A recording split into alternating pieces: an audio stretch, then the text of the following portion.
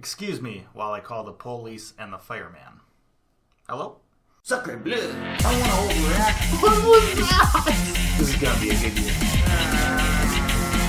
Not too shabby. The best game ever.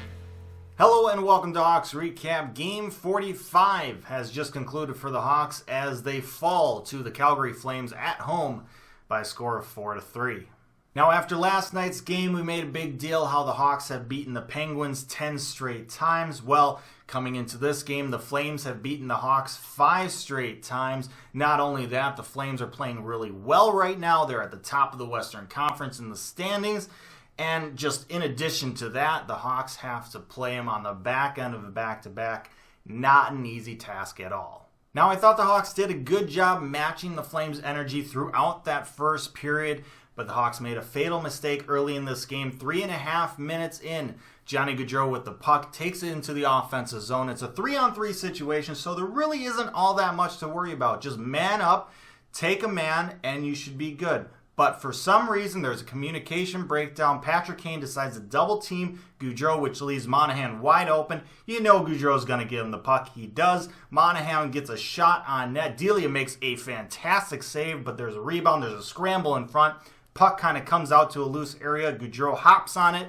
Wide open net. He pots it home, and the Flames have an early 1-0 lead. Seriously, I don't understand how that happens. It was an easy situation defensively. It was easy. And you gave it to him.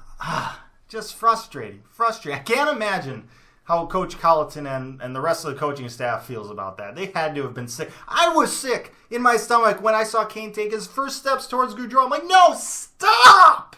Just stop! But of course, you can't hear me through the TV. And he didn't stop, and Flames scored. Fantastic.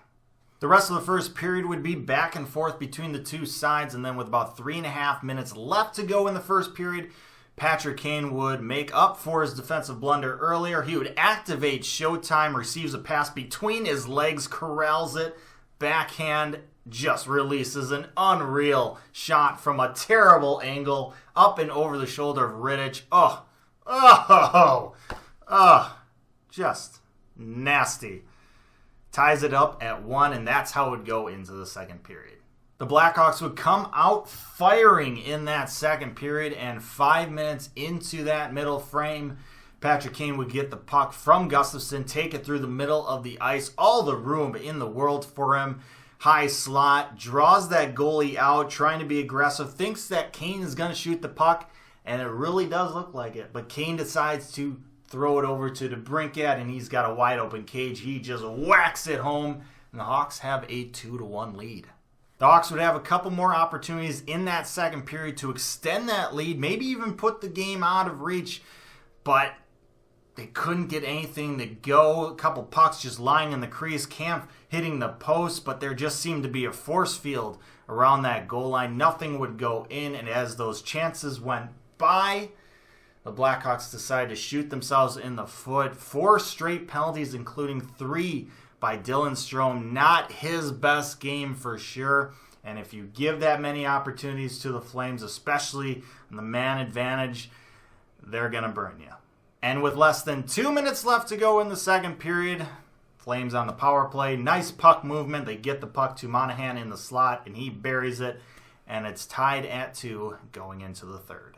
Now, if the Flames had an identity for this year so far, it would be that they are a third period team. They've absolutely dominated in third periods all season long, and tonight was no exception. And it also didn't hurt that the Hawks were on the back end of a back-to-back. They just couldn't really keep up in that third period. First shift of the period, Gaudreau's line taking it to the Hawks, but it looks like the Hawks are going to weather the storm and come out unscathed. They have a chance to get the puck in deep to get a change. Brandon Saad in the neutral zone decides to pass up getting it in deep and turns the puck over. Hawks get caught changing. Stretch pass comes to Gaudreau. He has a breakaway.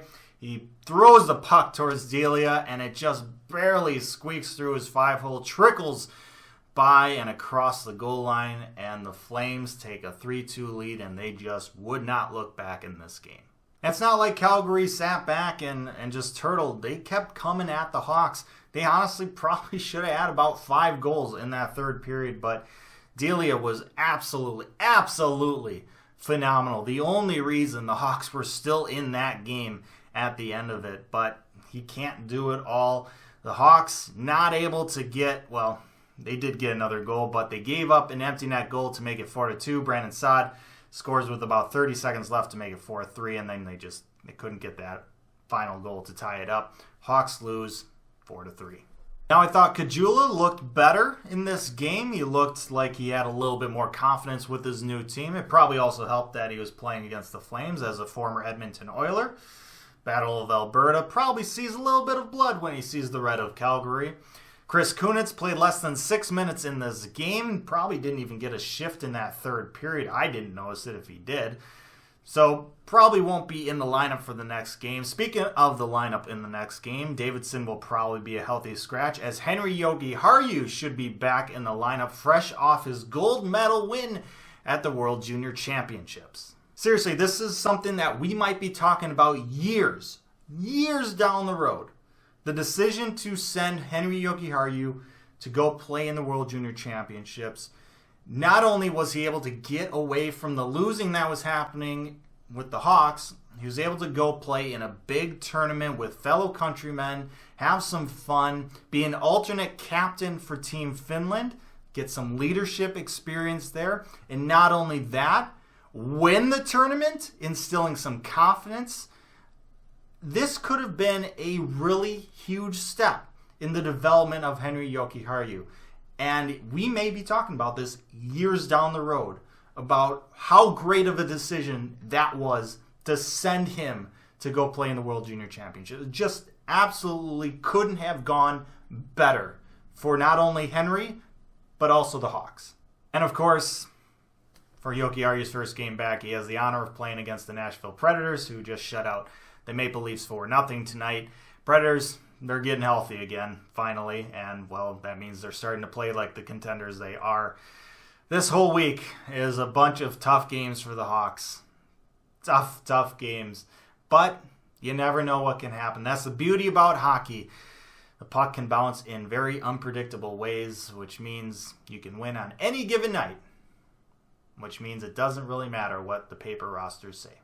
Thanks for watching this episode of Hawks Recap. I really hope you enjoyed it. Let me know your thoughts down in the comments section below. Like, share, and subscribe. I appreciate that as always. But most importantly, stay safe, make good decisions, and I'll see you next time.